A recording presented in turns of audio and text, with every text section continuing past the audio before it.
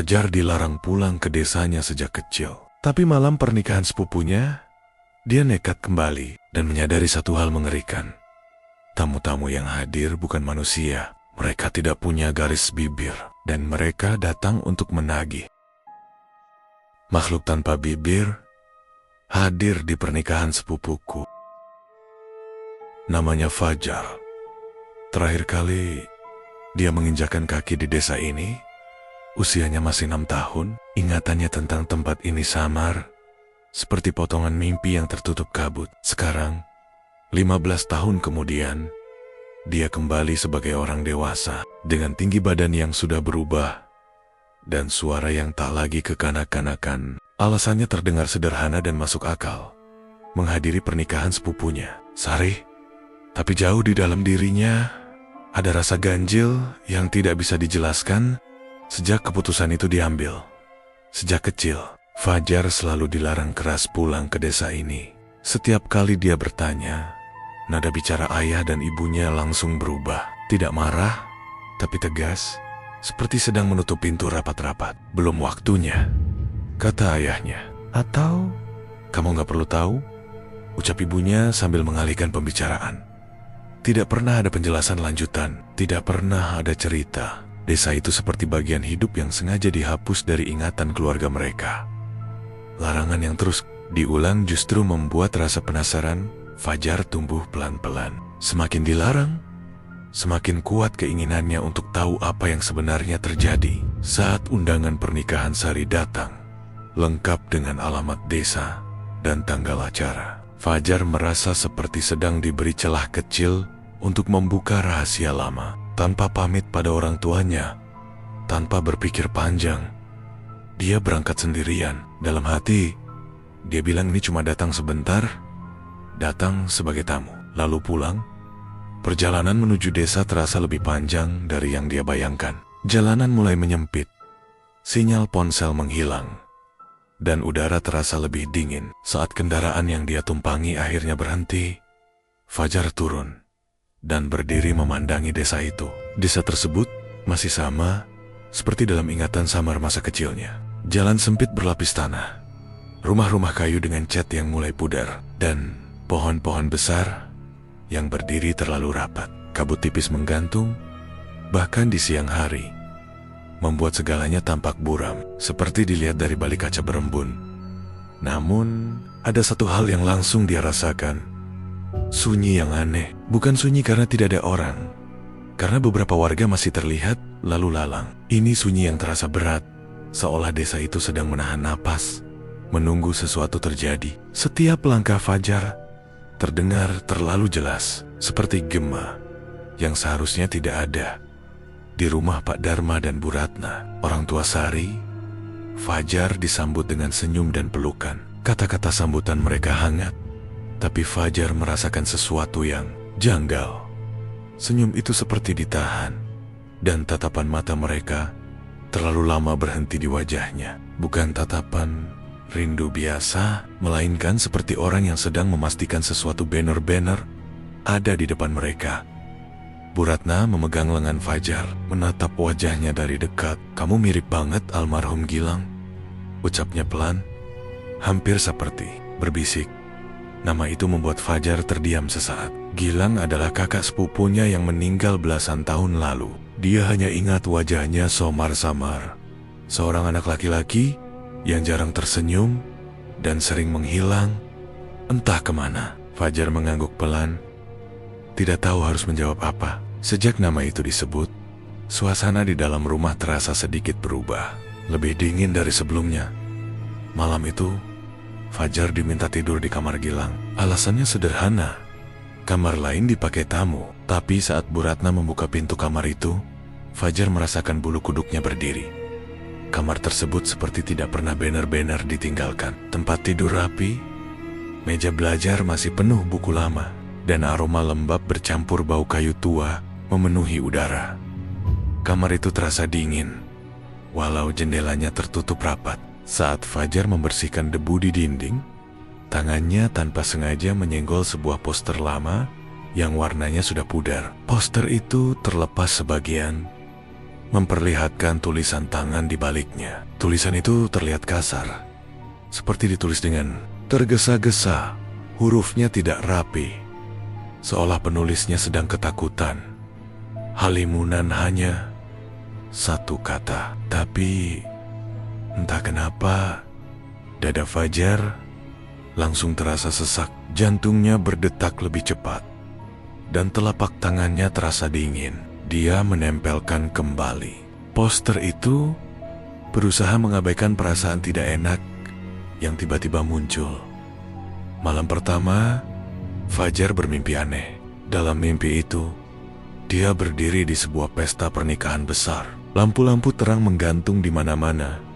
Meja-meja penuh makanan tersaji rapi.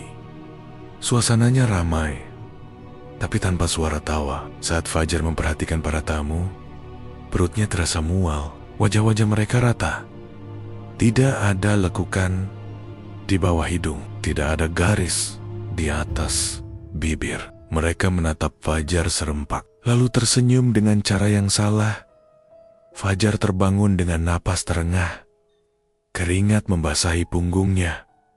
Malam kedua, mimpi itu terulang. Pesta yang sama, wajah-wajah yang sama. Kali ini, salah satu dari mereka mendekat, terlalu dekat, lalu berbisik dengan suara serak, namun jelas, "Pulanglah, kami sudah menunggu." Fajar terbangun dengan tubuh basah oleh keringat dingin. Dadanya naik turun, dan kamar Gilang terasa lebih dingin dari sebelumnya. Di saat itu, dia belum tahu satu hal penting. Semua yang dia alami sejak menginjakkan kaki di desa ini bukanlah kebetulan. Dan mimpi-mimpi itu bukan sekadar mimpi.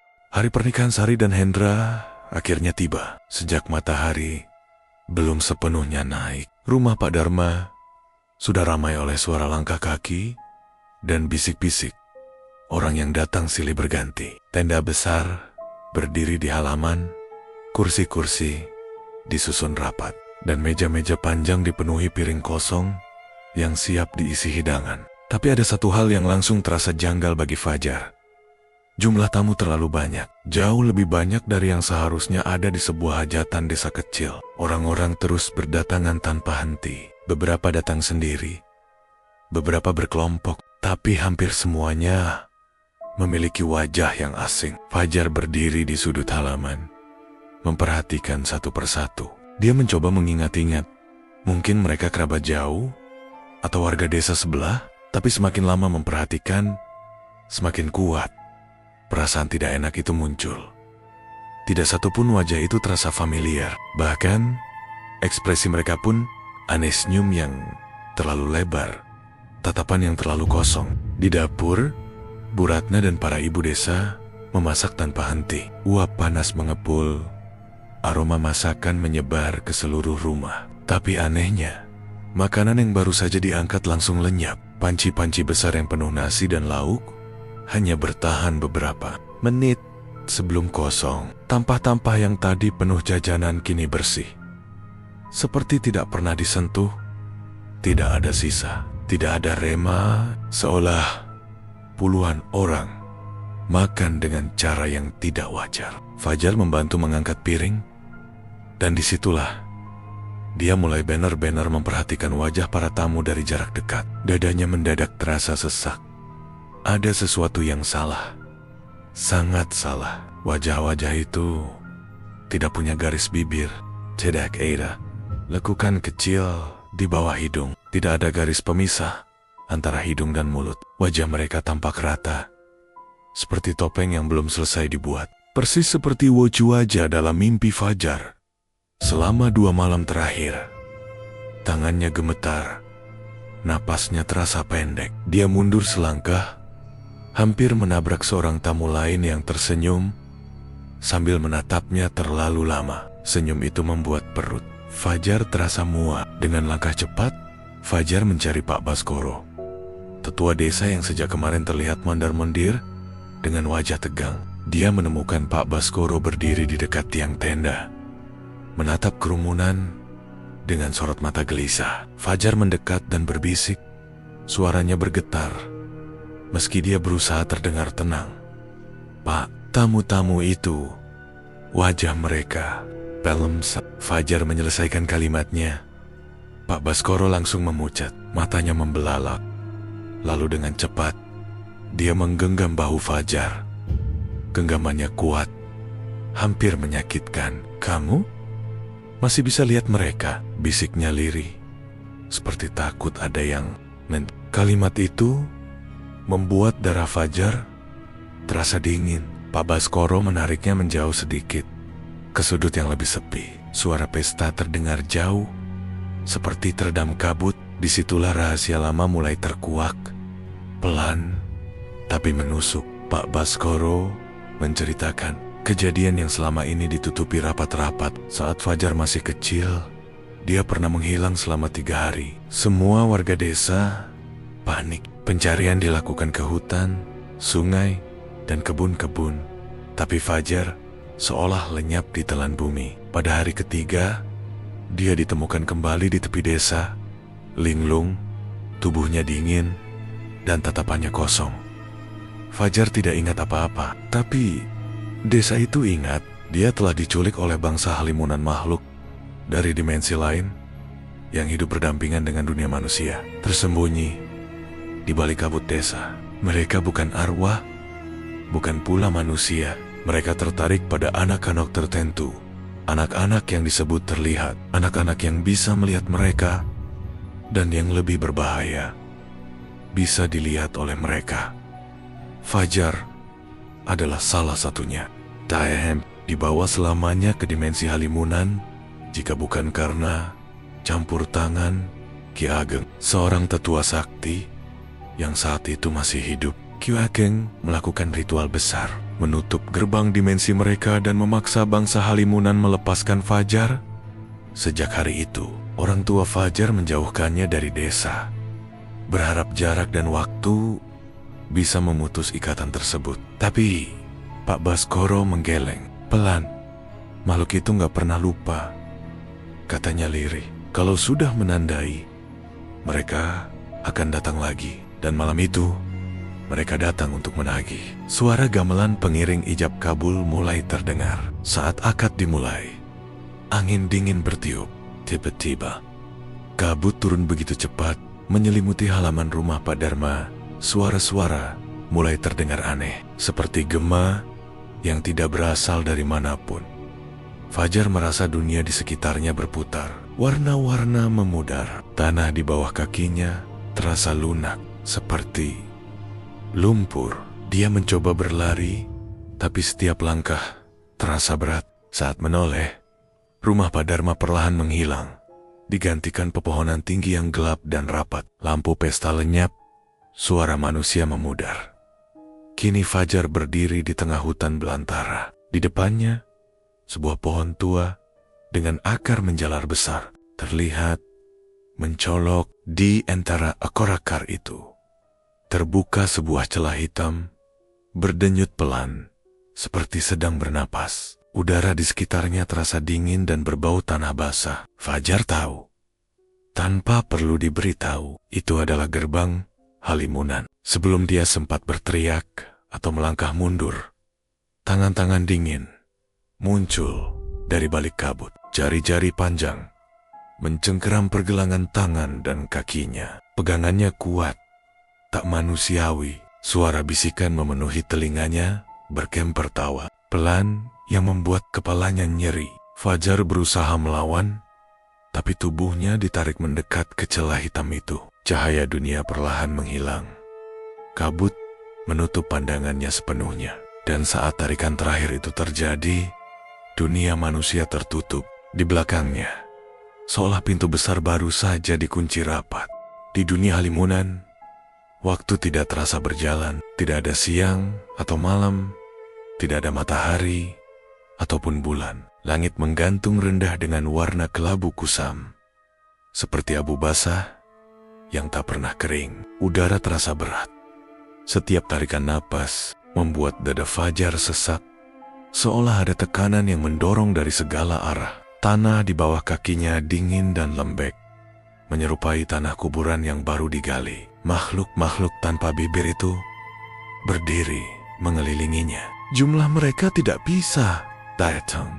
Wajah mereka seragam, rata, tanpa ekspresi yang jelas. Namun mata mereka hidup, menatap Fajar dengan sorot lapar yang membuat seluruh tubuhnya gemetar. Mereka berdiri terlalu dekat, cukup dekat, hingga Fajar bisa mencium bau tanah basah dan sesuatu yang amis. Dari tubuh mereka, milik kami. Kata mereka serempak. Suara itu tidak datang dari satu arah. Suara itu ada di mana-mana. Masuk ke telinga, ke kepala, bahkan ke dada Fajar. Kata-kata itu bergetar, seperti gema di ruang kosong. Lutut Fajar melemas. Ingatan masa kecilnya berkelebat. Potongan-potongan samar tentang kabut, tangan dingin, dan suara yang memanggil namanya dari kejauhan. Semua yang selama ini terkubur kini terasa nyata dan menyesakkan. Di saat yang sama, di dunia manusia, kekacauan terjadi di rumah Pak Dharma. Kabut tidak kunjung pergi. Pesta pernikahan berubah menjadi kepanikan. Orang-orang menyadari Fajar menghilang begitu saja. Dan ketika orang tua Fajar akhirnya tiba di desa setelah mendapat kabar samar dan perasaan tidak enak yang sejak pagi mengganggu, mereka langsung tahu apa yang terjadi. Wajah ayah Fajar pucat, sementara ibunya terduduk lemas. Air mata jatuh tanpa suara. Mereka ambil dia lagi, gumam ibunya dengan suara hancur. Pak Baskoro tidak membuang waktu. Dia tahu satu-satunya harapan yang tersisa. Malam itu juga dia menemui Nyi Lastri, neneknya Hendra. Wanita tua itu sudah menunggu, duduk tenang di rumah kayu kecilnya. Seolah semua ini sudah dia perkirakan sejak Evo. Rambutnya putih seluruhnya, kulitnya keriput, tapi matanya tajam dan jernih, seperti menyimpan pengetahuan yang tidak dimiliki manusia biasa. Gerbangnya sudah terbuka, kata Nyi Lastri pelan. Kalau terlambat, anak itu tidak akan kembali. Mereka berjalan bersama menuju pohon tua di pinggir desa, tempat gerbang Halimunan berada. Kabut semakin tebal, suara malam terasa aneh, terlalu sunyi. Di depan pohon itu, akar-akar besar menjalar, seperti ular raksasa yang sedang tidur. Celah hitam di antara akar itu berdenyut pelan, memancarkan hawa dingin yang menusuk tulang.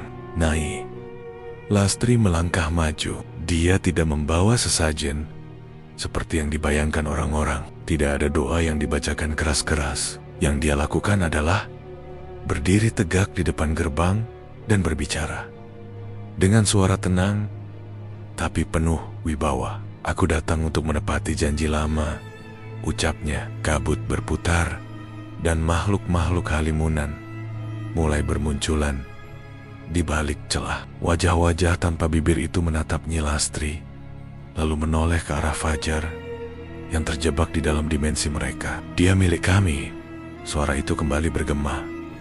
Nyi Lastri mengangguk pelan. Benar, tapi ada kesepakatan yang belum lunas. Negosiasi itu tidak terdengar seperti tawar menawar manusia. Tidak ada teriakan, tidak ada ancaman. Yang ada hanya pertukaran kata yang terasa berat, seolah setiap kalimat memiliki harga. Nyi Lastri menawarkan sebuah pinangan, sebuah pengganti, sebuah ikatan yang sudah disiapkan sejak lama, jauh sebelum Fajar kembali ke desa. Bangsa Halimunan terdiam. Waktu seakan berhenti, bahkan lebih lama dari sebelumnya. Lalu, perlahan, gerbang itu berdenyut lebih kuat. Kesepakatan diterima. Celah hitam itu melebar. Fajar merasakan tubuhnya ditarik keluar dari kepungan makhluk-makhluk itu. Tangan-tangan dingin melepaskannya satu persatu. Dengan enggan, dunia Halimunan mulai memudar dari pandangannya, digantikan kabut putih yang tebal. Namun sebelum benar-benar keluar, suara Nyi Lastri terdengar jelas di telinganya. Jangan pernah menoleh ke belakang, bisiknya. Apapun yang kamu dengar, apapun yang kamu rasakan. Fajar berjalan, langkah demi langkah. Kakinya terasa berat, tapi dia memaksa diri untuk terus maju. Di belakangnya, suara mulai terdengar. Awalnya lirih, seperti angin. Lalu semakin jelas. Fajar, Suara itu sangat familiar, suara yang terdengar seperti milik ibunya, lalu berubah menjadi suara ayahnya. Bahkan suara Gilang memanggil dengan nada memohon. Jantung Fajar berdegup kencang, air mata menggenang di matanya. Setiap naluri dalam tubuhnya ingin menoleh. Dia hampir melakukannya. Hampir. Tapi dia teringat bisikan Nyi Lastri. Dengan sisa tenaga yang ada, Fajar menutup matanya dan terus melangkah. Saat kakinya melewati batas terakhir kabut, dunia terasa berputar. Tubuhnya terhuyung dan jatuh. Ketika dia membuka mata, kabut telah sirna. Dia terjatuh di pelukan orang tuanya. Tangisan pecah di malam itu. Tangisan lega yang bercampur trauma dan ketakutan yang belum sepenuhnya pergi. Fajar selamat. Tubenit gemetar, tapi dia kembali ke dunia manusia. Sebelum mereka pergi dari tempat itu, Nyi Lastri mendekat dan menatap Fajar dalam-dalam. Kamu akan selalu terlihat bagi mereka, katanya pelan. Ikatan itu tidak pernah benar-benar putus. Jengin kembali ke desa ini. Keesokan harinya, Fajar pergi tanpa menoleh lagi ke belakang. Desa itu perlahan menghilang di balik kabut pagi. Seolah tidak pernah ada. Hidupnya berlanjut, tapi ada bagian dari dirinya yang tertinggal di ambang dua dunia. Dan sampai sekarang, setiap kali kabut turun terlalu tebal, setiap kali malam terasa terlalu sunyi, Fajar masih mendengar bisikan dari balik dimensi yang tak terlihat. Pintu belum tertutup, Fajar. Dan cerita pun tamat.